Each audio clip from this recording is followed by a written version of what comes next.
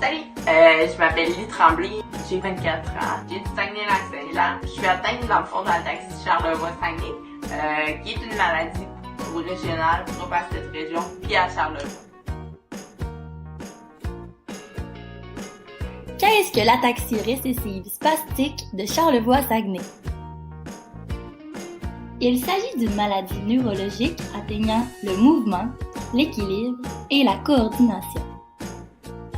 Comme son nom l'indique, cette maladie est observée majoritairement chez les personnes originaires de la région de Charlevoix et du Saguenay-Lac-Saint-Jean, ainsi que chez les personnes dont les ancêtres proviennent de ces régions.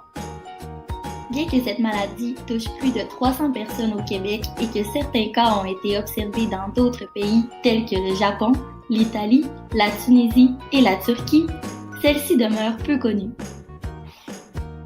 C'est l'effet fondateur présent du 17e au 19e siècle associé à la colonisation du territoire québécois qui est en cause de la forte prévalence de cette maladie héréditaire dans ces régions précises.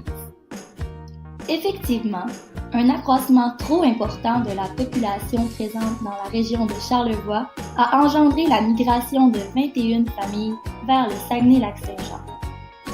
Ce nombre restreint de fondateurs et la forte natalité signifie aussi une diversité génétique minime, ce qui est propice à la propagation de problèmes de santé héréditaires. Comme l'explique la Corporation de recherche et d'action sur les maladies héréditaires, l'ataxie de Charlevoix-Saguenay est une maladie à caractère récessif.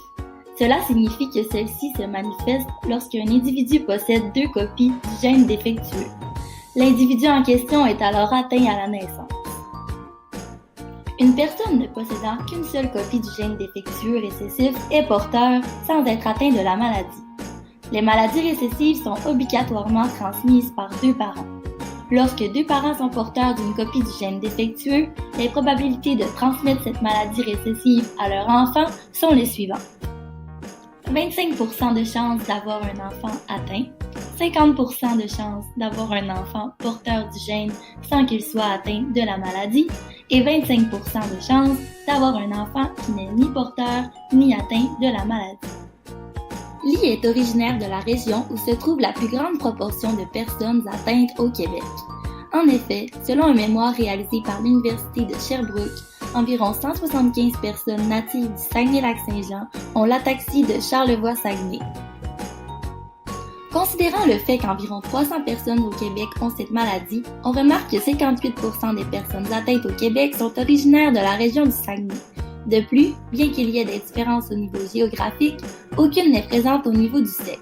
Effectivement, l'ataxie de Charlevoix-Saguenay affecte autant le sexe féminin que masculin. Les premiers symptômes, moi, sont apparus à l'âge de 5 ans. J'avais un ralentissement à marcher, j'ai marché plus tard que tout le monde. Puis quand je me suis mis vraiment à marcher, j'étais plus propice à tomber. Là, à l'âge que j'ai présentement, 24 ans, quand il faut marcher ou quelque chose, si on a besoin de stabilité ou quoi que ce soit, là, c'est plus propice pour moi de tomber. Je vais toucher du bois parce que là, présentement, ça fait longtemps que je ne suis pas cassé de cheville, même. Ça ressemble pas mal à ça. Quels sont les symptômes de l'ataxie récessive spastique de Charlevoix-Saguenay? Tout d'abord, l'ataxie est un trouble de coordination des membres supérieurs et inférieurs.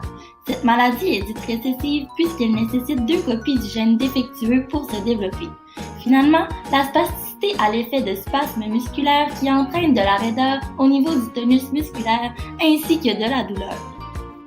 Il faut noter que l'évolution de la maladie est lente et diffère entre chaque individu.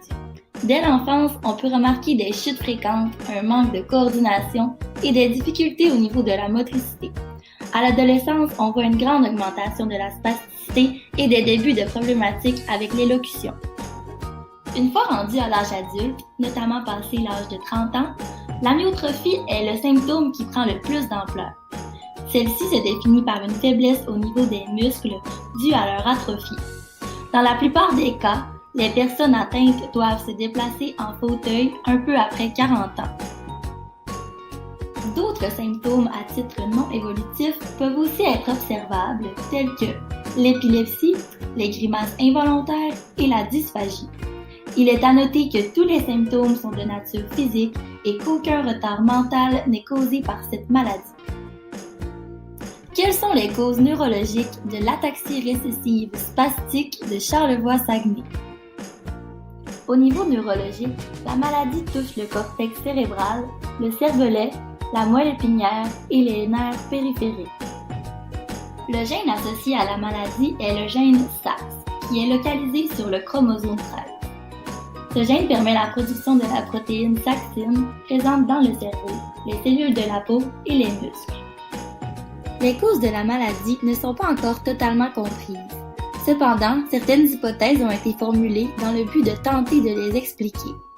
Selon une étude expliquée par Olivier Audet dans son mémoire de maîtrise en médecine de l'Université Laval, l'hypothèse 1 explique que la mutation du gène SAX induit la production incorrecte de la protéine saxine qui joue un rôle au niveau des mitochondries et qui contrôle la qualité des protéines. On a observé chez les personnes atteintes un nombre anormalement élevé de connexions mitochondriales dans les cellules du tissu conjonctif. Ceci causerait une déformation des dendrites, entraînant une perturbation dans le transfert des influx nerveux. Avec l'âge, cette perturbation mènerait à la dégénérescence des cellules responsables du contrôle moteur volontaire dans le cervelet, puis de celles de la moelle épinière et du système nerveux périphérique. Toujours selon le mémoire de maîtrise d'Olivier Audet, la mutation du gène SAX induirait une prolifération des fibres entre le pont et le cervelet. Cette multiplication anormalement élevée aurait pour conséquence de compresser la voie pyramidale responsable de transporter les messages moteurs volontaires et d'induire un processus de destruction neuronale par hyperactivation du neurotransmetteur glutamate. Puis, la progression de la maladie amènerait une dégénérescence axonale secondaire au niveau des muscles. Jusqu'à maintenant, aucun traitement curatif n'a été trouvé. Toutefois, la réadaptation, les médicaments et certaines chirurgies permettent de diminuer les symptômes reliés à la maladie. De plus, la découverte du SAX, le gène qui produit la protéine saxine, est très encourageante pour le futur. Par exemple, on a développé un test de génétique qui permet en partie, avec des examens neurologiques, l'identification des personnes atteintes, mais aussi celle des personnes porteuses du gène défectueux.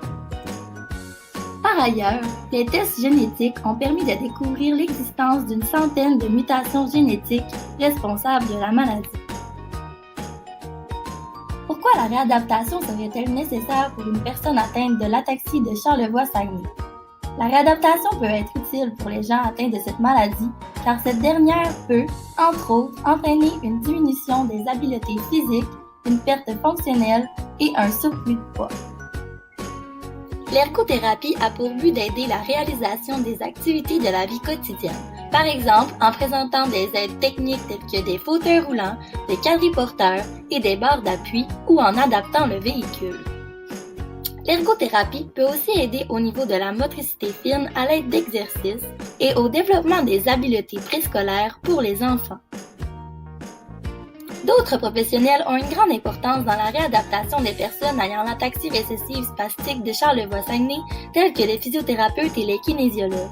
Ceux-ci peuvent tenter d'améliorer leurs capacités physiques en proposant des sports à faible risque de blessures, tels que la natation, le volley-ball, le badminton et la marche sur le tapis roulant.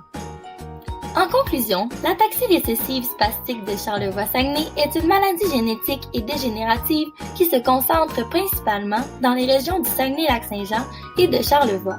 Il existe peu de connaissances concernant les causes neurologiques de la maladie. De plus, aucun traitement permet de soigner la maladie. Cependant, en attendant de nouvelles avancées, la meilleure alternative pour optimiser l'autonomie des personnes atteintes est de faire appel à la réadaptation.